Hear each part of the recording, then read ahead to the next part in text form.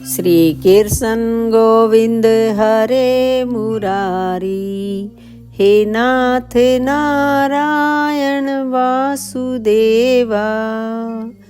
श्री सुखदेव जी कहते हैं, राजन, देहाभिमानी जीवों के द्वारा सत्तावादी गुणों के भेद से शुभ, अशुभ और मिश्र 3 प्रकार के कर्म होते रहते हैं। उन कर्मों के द्वारा ही निर्मित नाना प्रकार के शरीरों के साथ होने वाला जो संयोग, वियोग आदि रूप अनादि संसार जीव को प्राप्त होता है, उसके अनुभव के 6 द्वार हैं, मन और 5 इंद्रियां।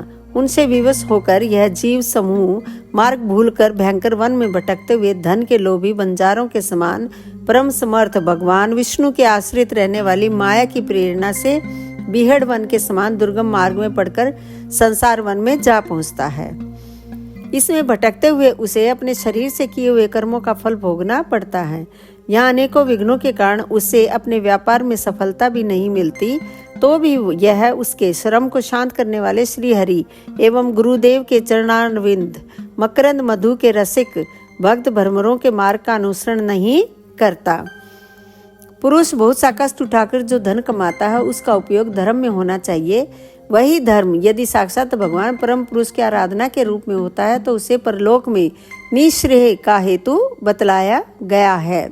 उस संसार वन में रहने वाले उसके कुटुंबी भी, जो नाम से तो स्त्री पुत्र आदि कहे जाते हैं, किंतु कर्म जिनके साक्षात भेड़ियों और गिद्धड़ों के समान होते हैं, उस अर्थ लोलुप कुटुंबी के धन को उसकी इच्छा न रहने पर भी उसके देखते देखते इस प्रकार छीन ले जाते हैं, जैसे भेड़िए गडरियों से सुरक्षित भेड़ों को उठा ले जाते हैं। फिर खानपान और स्त्री प्रसंग आदि व्यसनों में फंसकर मृग तृष्णा के समान मिथ्या विषयों की ओर दौड़ने लगता है। कभी इस शरीर को जीवित रखने वाले घर, अन्न, जल और धन आदि में अभिनिवेश करके इस संसार आरण्य में इधर उधर दौड़ धूप करता रहता है। पूर्व पुण्य क्षीण हो जाने पर यह जीवित ही मुर्दे के समान हो जाता है। कभी असत पुरुषों के संग से बुद्धि बिगड़ जाने के कारण सुखी नदी में गिरकर दुखी होने के समान इस लोक और परलोक में दुख देने वाले पाखंड में फंस जाता है। कभी दावानल के समान प्रिय विषयों में सुनने एवं परिणाम में दुख में घर में पहुंचता है, तो वहां इष्ट जनों के वियोग आदि से उसके शोक की आग भड़क उठती है। उससे संतप्त होकर वह बहुत ही खिन्न होने लगता है। कभी पेट की असहज ज्वाला से अधीर होकर अपने कुटुंब पर ही बिगड़ने लगता है। फिर जब निद्रा रूप अजगर के चंगुल में फंस जाता है, तब अज्ञान रूप घोर अंधकार में डूबकर सूने वन में फेंके हुए मुर्दे के समान सोया पड़ा रहता है। उस समय इसे किसी बात की सुधि नहीं रहती। कभी विषय सुख रूप मधुकणों को ढूंढते ढूंढते जब यह लुक छिपकर पर स्त्री या पर धन को उड़ाना चाहता है, तब उनके स्वामी या राजा के हाथ से मारा जाकर ऐसे नरक में जा गिरता है जिसका कोई और छोर नहीं है। इसी से ऐसा कहते हैं कि प्रवृत्ति मार्ग में रहकर किए हुए लौकिक और वैदिक दोनों ही प्रकार के कर्म जीव को संसार की ही प्राप्ति कराने वाले हैं। कभी परस्पर लेन देन का व्यवहार करते समय किसी दूसरे का थोड़ा सा दमड़ी भर अथवा इससे भी कम धन चुरा लेता है, तो इस बेईमानी के कारण उससे वैर ठन जाता है। काल चक्र साक्षात भगवान विष्णु का आयुध है। वह परमाणु से लेकर द्विप्रारद पर्यंत क्षण घटी आदि अवयवों से युक्त है। वह निरंतर सावधान रहकर घूमता रहता है।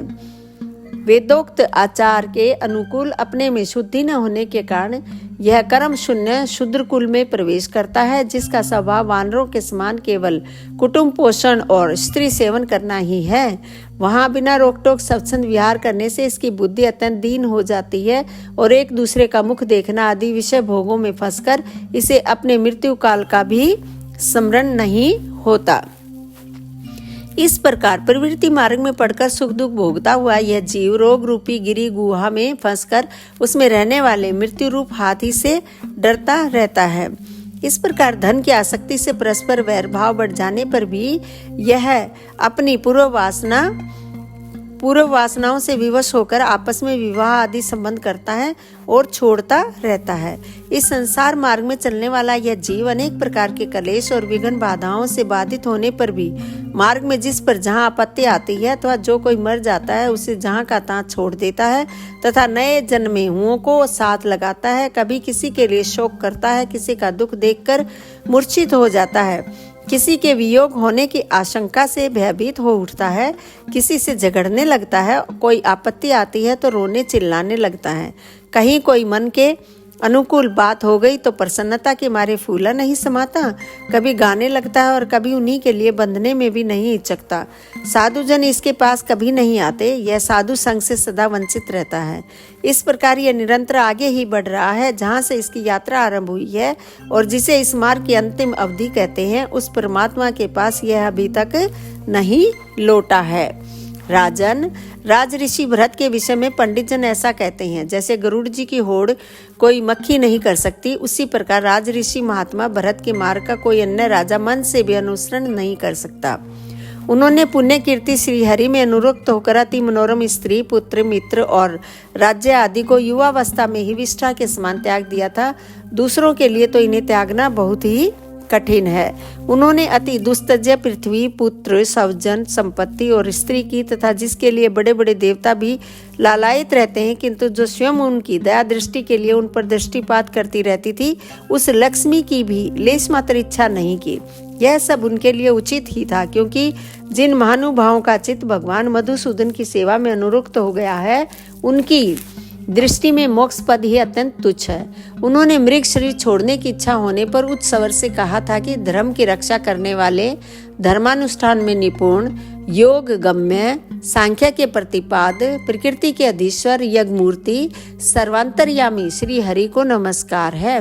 राजन, राज ऋषि भरत के पवित्र गुण और कर्मों की भक्त जन भी प्रशंसा करते हैं। उनका यह चरित्र बड़ा कल्याणकारी, आयु और धन की वृद्धि करने वाला, लोक में सुयश बढ़ाने वाला और अंत में स्वर्ग आदि मोक्ष की प्राप्ति कराने वाला है। जो पुरुष इसे सुनता या सुनाता है और इसका अभिनंदन करता है, उसकी सारी कामनाएं स्वयं ही पूर्ण हो जाती हैं, दूसरों से उसे कुछ भी नहीं मांगना पड़ता। दोस्तों, यह अध्याय यहाँ पर समाप्त होता है। आप मेरे वीडियो देख रहे हैं, लाइक कर रहे हैं, शेयर भी कर रहे हैं, उसके लिए आप सबका बहुत बहुत धन्यवाद।